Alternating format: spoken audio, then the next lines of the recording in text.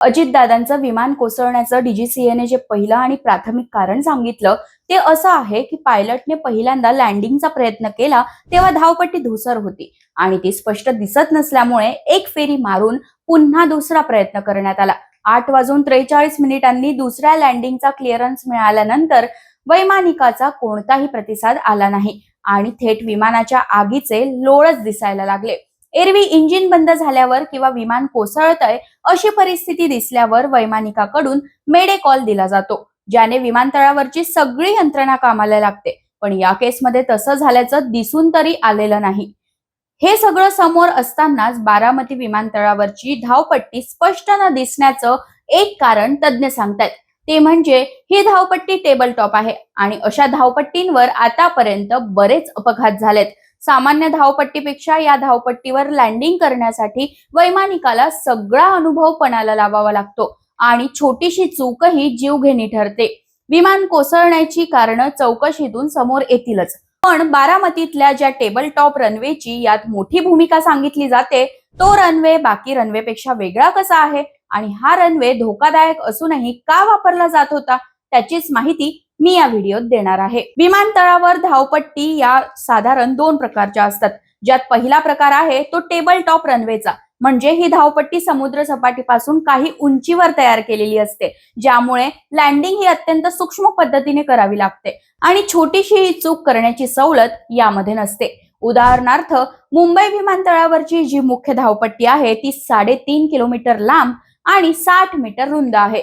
शिवाय ही धावपट्टी समुद्र सपाटीला लागूनच असल्यामुळे कोणत्याही वातावरणात इथे विमान सुरक्षित उतरवलं जाऊ शकतं. बारामती विमानतळावर नेमकी हीच सुविधा नाही आणि ती आज सकाळच्या परिस्थितीला सुसंगत नव्हती. बारामती विमानतळावर ILS म्हणजे इन्स्ट्रुमेंट लँडिंग सिस्टम ही सुविधा नाही, ज्यात runway light system, localiser antenna, glide slope antenna आणि अंतराच्या सूचना देणारे मार्कर बिकॉन्स असतात. या सगळ्या सुविधा लँडिंगच्या वेळी विमान धावपट्टीच्या बरोबर कक्षेत आहेत का, डावीकडून आणि उजवीकडूनचं अंतर सारखं आहे का ही अचूक माहिती देतात. शिवाय लाईट सिस्टम मधोमध लँडिंगसाठी वैमानिकाला मदत करते, त्यामुळे वैमानिक पाऊस, दाट धुकं किंवा वादळ वाऱ्यातही अचूक लँडिंग करतात. पण टेबल टॉप रनवेसाठी अशी सुविधा नसते. बारामतीत ILS सुविधा तर नाहीच, त्यामुळे पायलटला कोणत्याही सुविधेशिवाय रनवे हेरून मधोमध लँडिंग करावं लागतं. हेच कारण सांगितलं जातं की वातावरण अपेक्षित असं नव्हतं आणि वैमानिकाला धावपट्टी दिसत नव्हती. त्यामुळेच लँडिंगचा पहिला प्रयत्न यशस्वी न झाल्यानंतर वैमानिकाने एक मोठा टर्न घेतला आणि दुसऱ्या लँडिंगचा प्रयत्न करत असतानाच हे विमान धावपट्टी सुरू होते तिथून काही अंतरावरच कोसळलं. बारामती विमानतळाचा टेबल टॉप रनवे हा जवळपास 1750 मीटर लांब आणि समुद्र सपाटीपासून 604 मीटर एवढ्या उंचीवर आहे. विशेष म्हणजे लँडिंगची कोणतीही अद्ययावत यंत्रणा नसताना एवढ्या उंचीवरची धावपट्टी ही धोकादायक मानली जाते.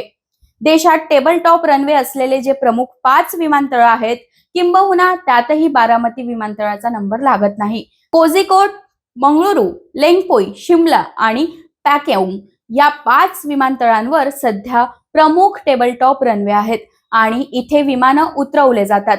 टेबल टॉप रनवे हे उंचीवर असतात आणि वैमानिकाला अंदाज घेऊन अचूक लँडिंग करावं लागतं. यासाठीच डीजीसीएने अशा रनवेवर लँडिंग करणाऱ्या वैमानिकांना विशेष प्रशिक्षणाचीही अट घातलेली आहे.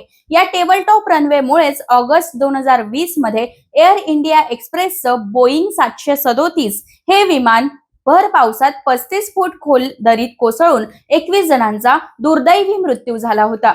याशिवाय दशकभरापूर्वी मंगळुरू विमानतळावरही एअर इंडिया एक्सप्रेसच्याच एका विमानाचा टेबल टॉप रनवेवर तोल जाऊन अपघात झाला होता, ज्यात 158 प्रवाशांचा मृत्यू झाला होता. या अपघाताचा ठपका हा वैमानिकावर ठेवला गेला होता. नेपाळ मधल्याही एका विमानतळावर लँडिंगच्या वेळी विमानाचा तोल जाऊन कार्गोचा भीषण अपघात झाला होता. कोझिकोडच्या अपघातानंतर केंद्रीय यंत्रणांनी आवश्यक त्या सर्व अद्ययावत सुविधा टेबल टॉप रनवेसाठी उपलब्ध करण्याच्या सूचनाही दिल्या होत्या आणि त्या देशातील प्रमुख धावपट्टींवर अंमलातही आणल्या गेल्या. बारामतीची परिस्थिती वेगळी आहे. इथे या सगळ्या सुविधा नसतानाही व्हीआयपींसाठी ही धावपट्टी सातत्याने वापरली जात होती आणि तीच परिस्थिती अजितदादांसाठी जीवघेणी ठरली. आता AAIB कडून या प्रकरणाचा तपास केला जातोय आणि चौकशीनंतर नेमकं कारण समोर आणलं जाणार आहे.